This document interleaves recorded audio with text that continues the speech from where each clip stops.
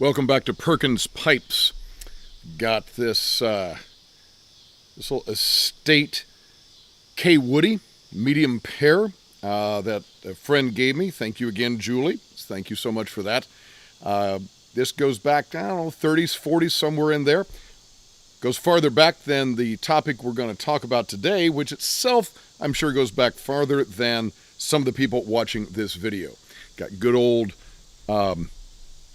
Prince Albert in the bowl. So let's get this guy lit. Let's get to talking.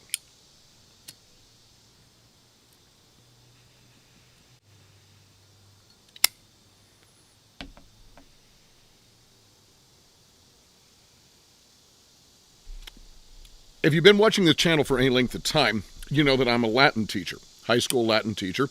Taught some at university levels as well, but primarily a high school Latin teacher.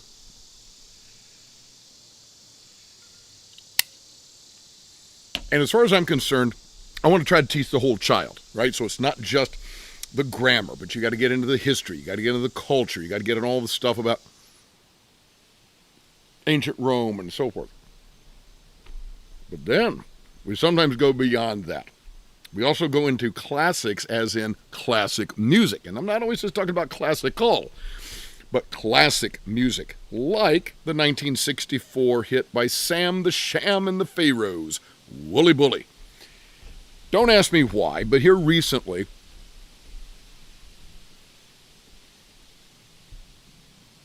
I had Wooly Bully playing in my classroom as my students entered each class period.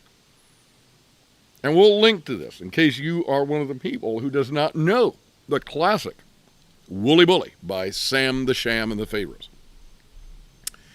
And some of you may remember it. It's one of these classic kind of party songs. Wooly Bully, Wooly Bully. Right, it goes like that. And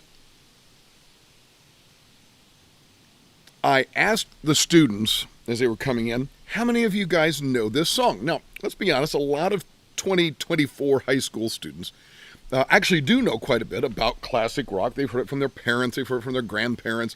A lot of stuff is passed out into general, social consciousness, shall we say. Wooly Bully is not one of those songs. I'm sad to say.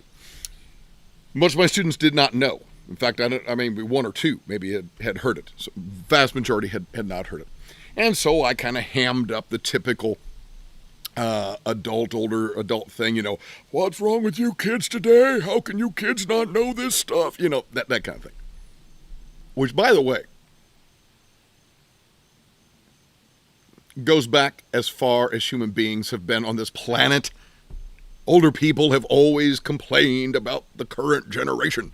If you go back to Homer, all right, who's writing in the 8th century BC, right? We're talking 2,800 years ago, 2,800 years ago. He has characters who talk about, this is the kind of rock that twice 6 men couldn't lift today, not as men are made in the current age. But in my day, a guy could lift it with one hand. You've had that forever. Okay.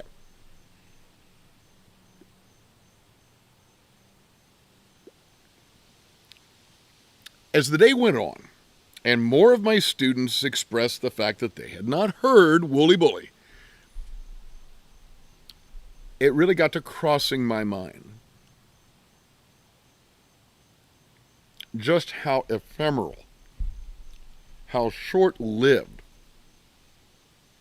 our 99.9 repeating percent of the things that you and I do and make. Friends, our stuff just doesn't outlast us. Maybe a generation or two. You look at these pipes, for heaven's sakes. Pipes like this you don't see anymore.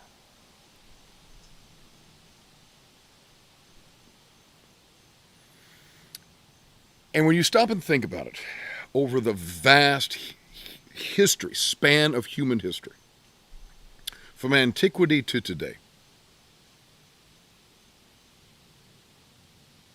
How many poems have been written? How many songs have been sung? How many paintings have been painted?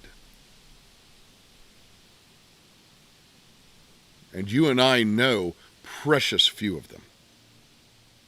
Even from within our own culture, let alone the other cultures in the world. Yeah, we know Homer, the Iliad and the Odyssey. We might know Virgil in the Aeneid. We've heard of Plato. We have heard of a Julius Caesar.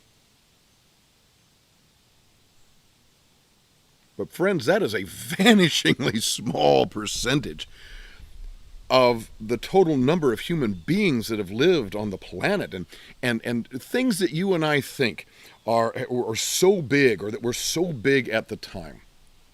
Elvis Presley, oh my goodness, Elvis the Pelvis, right? Yeah, we're still listening to his music. Will we be 100 years from now? 200 years from now? I don't know. I mean, really, what were the hot songs in 1824? Do you know any of them? Do I? Now, certainly there's some hymns that have lasted that long. As a classic rock guy, I'm sitting there thinking, well, Stairway to Heaven, I mean, good grief, Led Zeppelin, that's going to be played forever. It's had a pretty good run, to be sure. It's showing the signs of maybe moving to that classic stage where 100 years from now people might know that song, but maybe just that one, if that, from Led Zeppelin. Is anybody going to know Black Dog? Is anybody going to know Livin' Lovin' Maid? Right? Is anybody going to know Jamaica? And you think about, great films, Gone with the Wind, right? Now that one has started to move into that classic status. But just go back and look at some of the top films, the number one grossing or the Academy Award best film for a particular year. After a few years, decades even, we don't know what those are.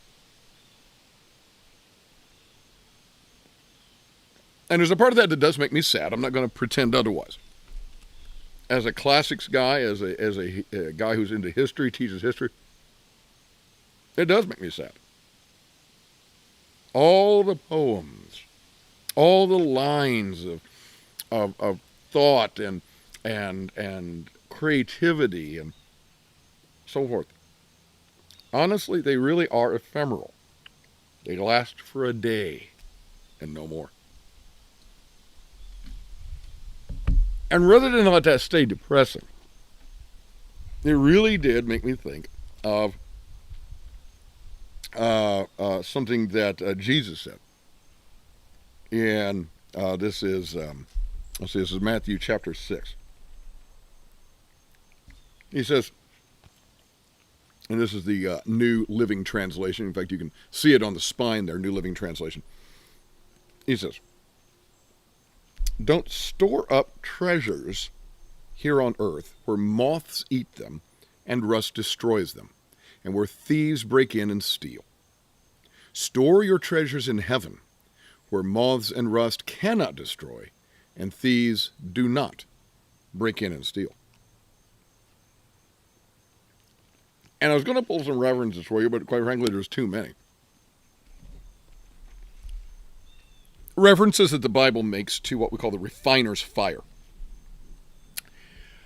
Purifying, especially metal and gold, to get rid of impurities and produce a pure substance.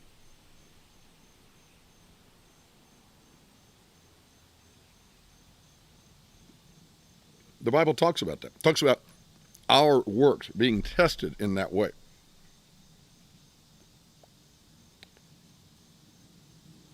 Think about that for a moment. Is this YouTube channel really going to survive the test of time? No, it's not. And I love you guys. I love the comments. Oh my goodness, do I love the comments and all the subscribers. But it's not going to last. In the grand scheme of things, if you put the works of my life into some sort of crucible to burn away the stuff that is, it's trivial.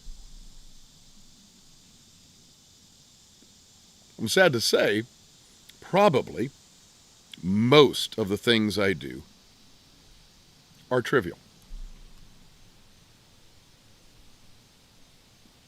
So what are the things that you and I do or can do that really will stand the test of time? Now, your name and my name may not be remembered as Plato and Homer and Virgil and Cicero's names down through the years, the centuries, the millennia.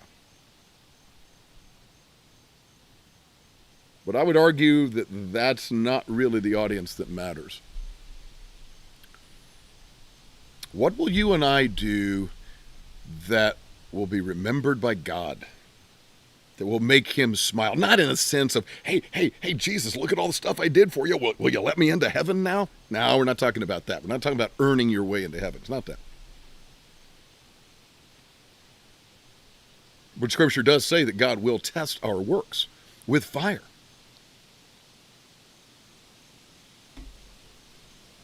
Now, maybe God will be pleased with some of the things that I've talked about on this channel, some of the essays that I've written, blog posts that I have written, that have been edifying, that have built people up, that have encouraged people. I hope so. The love that I've given to my family, the love that I've shown to my students and friends, that, I think, will pass through the refiner's fire.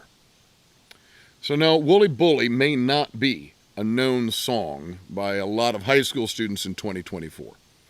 Then again, as much as I enjoy it, it may not be that important that it is remembered. But I challenge you to think about this. What are those things that you are doing or can do that really would be worth passing the test of time? As Malcolm Guite likes to say, I do these little things in order at last to do nothing.